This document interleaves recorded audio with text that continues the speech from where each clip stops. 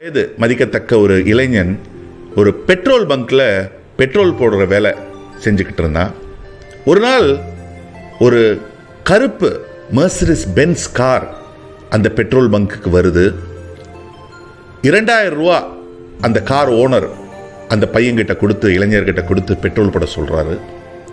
அந்த பையன் அந்த கருப்பு மெர்சிடிஸ், அழகான மெர்சிடிஸ் பென்ஸை வெச்ச கண்ணு எடுக்காம உத்து உத்து பார்த்துக்கிட்டு இருக்கான்.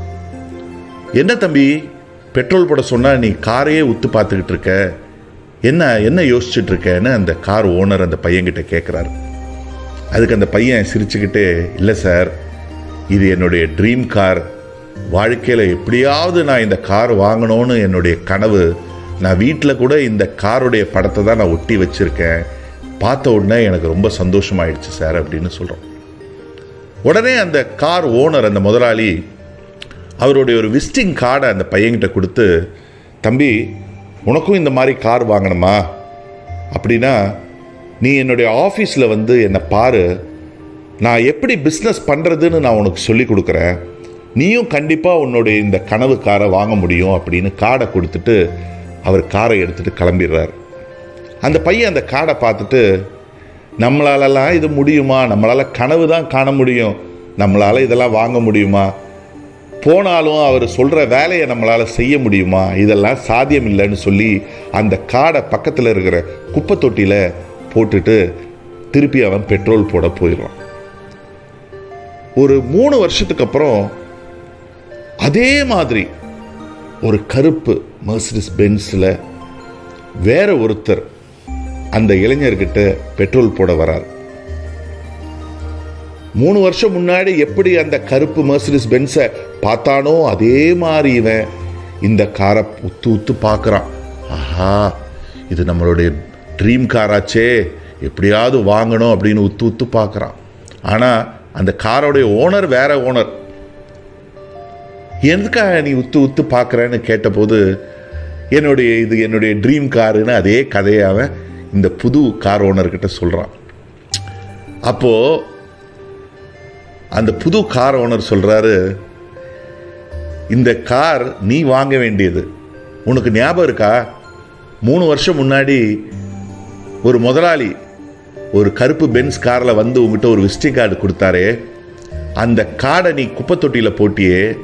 நான் அப்போ இந்த பெட்ரோல் பங்க்கில் கூட்டி பெருக்கிற வேலை செஞ்சிட்டு இருந்தேன், கிளீனராக இருந்தேன்.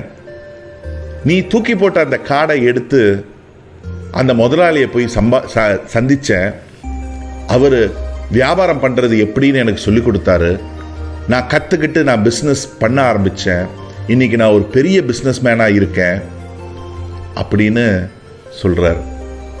நண்பர்களே, எதுக்காக நான் இந்த கதையை உங்ககிட்ட சொன்னேன்னா, இது ஒரு கற்பனை கதை தான். பட் இருந்தாலும் பலருடைய வாழ்க்கையை மாற்ற போகிற கதை.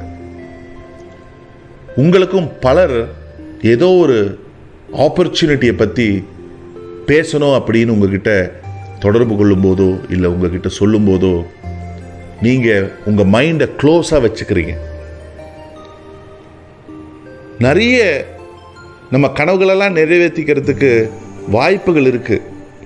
பட் இதெல்லாம் நம்மளால் பண்ண முடியாது, இதெல்லாம் நம்மளுக்கு சூட்டபிளான பிஸ்னஸ் இல்லை அப்படின்னு நம்ம ஒரு காரணங்களை சொல்லி கிடைக்கிற ஆப்பர்ச்சுனிட்டியை நம்ம தட்டி கழிச்சிடறோம். அப்படி பண்ணாதீங்க. யார் உங்ககிட்ட வாழ்க்கையில் முன்னுக்கு வர்றதுக்கு, வாழ்க்கையில் ஜெயிக்கிறதுக்கு, வாழ்க்கையில் சாதிக்கிறதுக்கு ஒரு வாய்ப்பு இருக்குன்னு சொன்னால் ஓப்பன் மைண்டடோட அது என்னானாவது அட்லீஸ்ட் பாருங்க. சம்டைம்ஸ் அது உங்களுடைய லைஃபே சேஞ்ச் பண்ணக்கூடிய ஒரு ஆப்பர்ச்சுனிட்டியாக கூட இருக்கலாம். பாருங்க. பார்க்கறதுனால உங்களுக்கு என்ன நஷ்டம்?